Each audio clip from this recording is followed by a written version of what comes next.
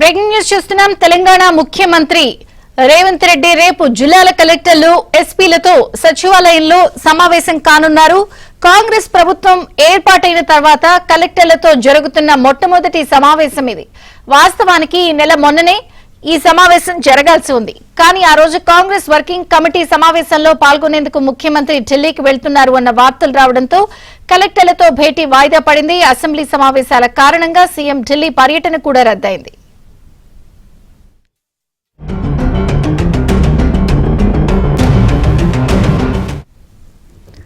కాగా 24న కలెక్టర్లతో జరగనున్న సమావేశంలో పలు కీలక అంశాలు చర్చకు రానున్నాయి. ముఖ్యంగా ధరణి పోర్టల్ సమస్యలు, కాంగ్రెస్ పార్టీ ప్రకటించిన మహాలక్ష్మి పథకంతో పాటు కొత్త రేషన్ కార్డుల జారీ, ఇటీవల ప్రజావాణికి వస్తున్న విజ్ఞప్తులు, ఫిర్యాదులపై చర్చ జరిగే అవకాశం ఉంది. ఈ నెల 28 నుంచి జిల్లాల్లో ప్రజావాణి గ్రామ సభలు పెట్టాలని ప్రభుత్వం నిర్ణయించిన నేపథ్యంలో ఈ సభల ఎజెండాపై చర్చించనున్నారు.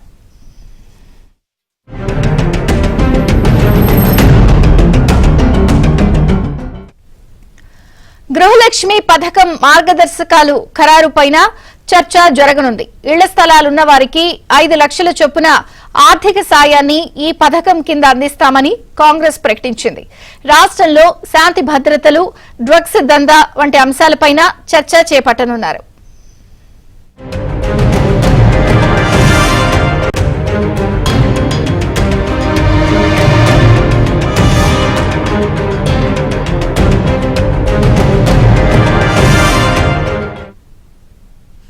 కలెక్టర్లతో, ఎస్పీలతో, అధికారులతో రేపు సీఎం రేవంత్ రెడ్డి భేటీ కాబోతున్నారు. కలెక్టర్లతో మొట్టమొదటి సమావేశం ఇది. ఈ సమావేశంలో ప్రధానంగా ధరణి అలాగే ఇతర అంశాలపై చర్చకు వచ్చే అవకాశం ఉన్నట్టుగా తెలుస్తోంది. మరిన్ని వివరాలు మా ప్రతినిధి రాజేష్ అందిస్తారు. రాజేష్. Good morning Vijayachandrika. తెలంగాణలో రెండవ ప్రభుత్వంగా కాంగ్రెస్ పార్టీ అధికారంలోకి వచ్చిన తర్వాత మొట్టమొదటిసారి రేపు ఉదయం 11 గంటలకు తెలంగాణ అంబేద్కర్ సచివాలయంలో ముఖ్యమంత్రి రేవంత్ రెడ్డి అధ్యక్షతన అన్ని జిల్లాలకు సంబంధించినటువంటి కలెక్టర్ల కాన్ఫరెన్స్ జరుగుతుంది. ఈ కలెక్టర్ల కాన్ఫరెన్స్లో అన్ని జిల్లాల ఎస్పీలు కూడా పాల్గొనబోతున్నారు.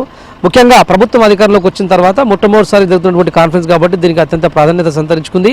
గడిచిన ప్రభుత్వము అన్ని జిల్లాలకు సంబంధించినటువంటి కలెక్టర్లతో పల్లె ప్రగతి, పట్టణ ప్రగతి పేరిట ప్రతిసారి కూడా ప్రగతి భవన్లో సమీక్షలు నిర్వహిస్తుండేది.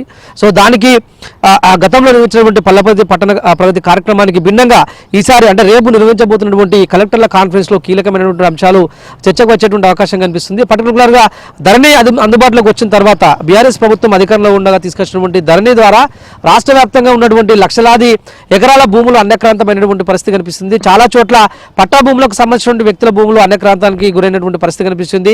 రాష్ట్ర వ్యాప్తంగా ఉన్నటువంటి అసైన్డ్ భూముల వివరాలు కూడా లెక్కలేనటువంటి ఎకరాల్లో అన్యక్రాంతమైనటువంటి పరిస్థితి కనిపిస్తుంది. వీటన్నిటిపైన సమగ్ర నివేదికలతో రావాలని చెప్పేసి ఇప్పటికే సీఎస్ శాంతికుమారి అన్ని జిల్లాల కలెక్టర్లను ఆదేశించారు. రేపు ప్రధాన ఎజెండాగా ధరణి సమస్యలే ప్రధాన ఎజెండాగా చర్చకు వచ్చేటువంటి అవకాశం కనిపిస్తుంది. ఇప్పటికే ధరణిని కాంగ్రెస్ పార్టీ అధికారంలోకి వచ్చిన తర్వాత ధరణిని కంప్లీట్గా తీసివేస్తాం, ధరణి స్థానంలో ప్రత్యామ్నాయం ఆలోచించబోతున్నామంటూ ఇప్పటికే కాంగ్రెస్ పార్టీ అనౌన్స్ చేసినటువంటి పరిస్థితి ఉంది. కాబట్టి ధరణి ప్రధాన ఎజెండాగా రేపు సమావేశం జరగబోయేటువంటి అవకాశం కనిపిస్తుంది. ఇక దీంతో పాటుగా రాష్ట్ర వ్యాప్తంగా గతంలో ఉమ్మడి రంగారెడ్డి, హైదరాబాదు, మేడ్చల్, మల్కాజ్గిరి ఇతరత్ర జిల్లాల్లో ఉన్నటువంటి విలువైన అసైన్డ్ భూములతో పాటు ప్రైవేటు భూములను బీఆర్ఎస్ ప్రభుత్వము అధికారంలో ఉండగా ఈ వేలంపాట ద్వారా అమ్మి వచ్చినటువంటి ఆదాయాన్ని ఇతర వెల్ఫేర్ స్కీమ్లకు డైవర్ట్ చేసేటువంటి పరిస్థితి ఉండేది.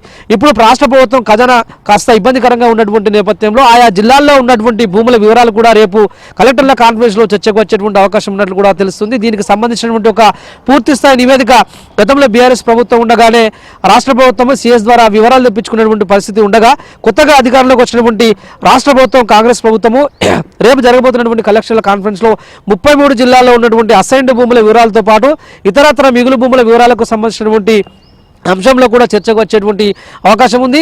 దీంతో పాటుగా రాష్ట్ర ప్రభుత్వము అత్యంత ప్రతిష్టాత్మకంగా చేపట్టినటువంటి ప్రజావానికి భారీ స్థాయిలో వినతి పత్రాలు వస్తున్నటువంటి పరిస్థితి కనిపిస్తుంది. కాబట్టి వీటిని తక్షణ పరిష్కారం దిశగా ప్రత్యామ్నాయం వైపు ఆలోచించేలాగా ఆయా జిల్లాల్లో 28వ తేదీ నుంచి హైదరాబాద్లో ప్రజాభవన్లో, అదేవిధంగా జిల్లాలో 28వ తేదీ నుంచి ప్రారంభించాల్సుకున్నటువంటి ప్రజావాణి కార్యక్రమానికి సంబంధించినటువంటి అంశంలో విధి విధానాలు ఆయా జిల్లా కలెక్టర్లు రూపొందించుకుని రావాల్సిందిగా ఇప్పటికే రాష్ట్ర ప్రభుత్వం తరఫున సీఎస్ వాళ్ళకు స్పష్టమైనటువంటి ఆదేశాలు జారీ చేసింది.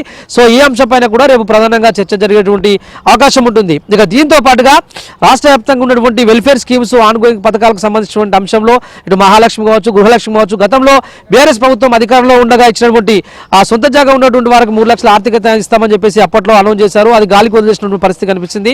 కాబట్టి కాంగ్రెస్ ప్రభుత్వం కొత్తగా వచ్చినటువంటి పరిస్థితి కాబట్టి గృహలక్ష్మి స్కీమ్కి సంబంధించినటువంటి అంశంలో 5 లక్షల రూపాయలు లబ్ధిదారులకు ఇస్తే కనుక రాష్ట్ర ప్రభుత్వం మీద ఏ మేరకు భారం పడబోతున్నటువంటి అంశంపైన విధి విధానాలు తయారు చేసి రేపు జిల్లా కలెక్టర్లకు నివేదిక ఇచ్చేటువంటి అవకాశం కనిపిస్తుంది.